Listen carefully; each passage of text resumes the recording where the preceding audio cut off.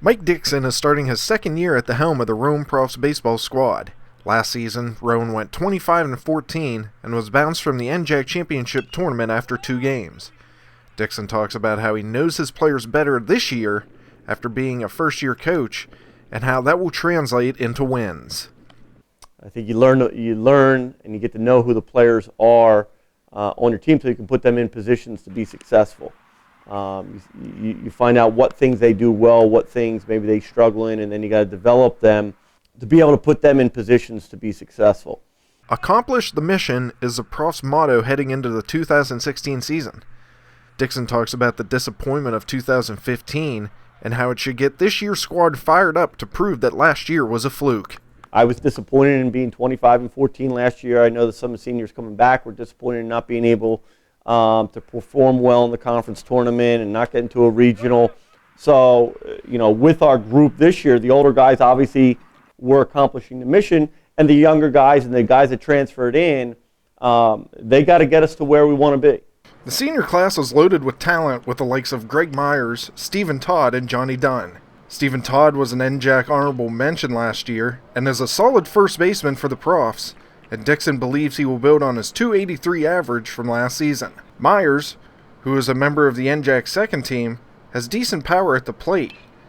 As a catcher knocked 2 doubles, 3 triples, and a home run to go along with a .314 average. Dunn was a solid utility player for Rowan last spring as he hit .255 at the dish, and he had a sub-4 ERA on the mound. Evan Hughes will see time at second, short, and third base this spring as he hit .280 last year and knocked in 14 runs.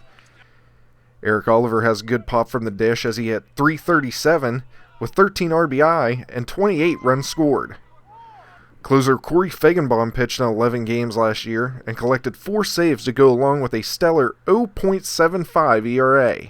The 2014 NJAC Pitcher of the Year Dylan Johannick returns to Glassboro and hopes to build on a 6-0 record from that season. Juniors Rob Grilly, Brad Machinsky, and Ian McQueen will be key bullpen pitchers this season for the Brown and Gold.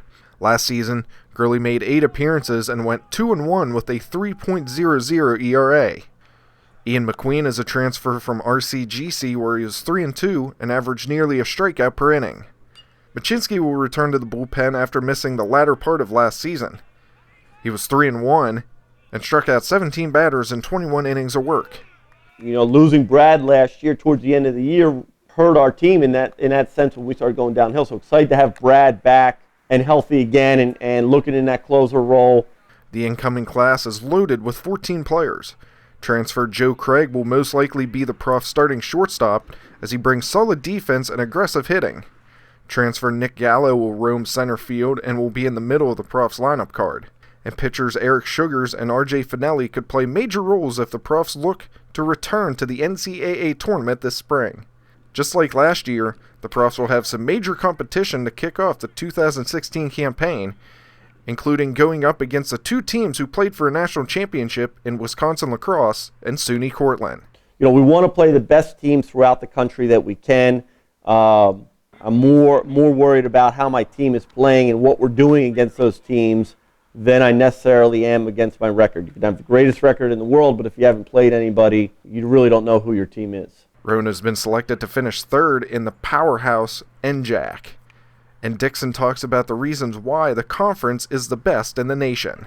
I think the combination of coaching, I think facilities, and players that are in this conference make it an outstanding conference to play in, outstanding conference to coach in.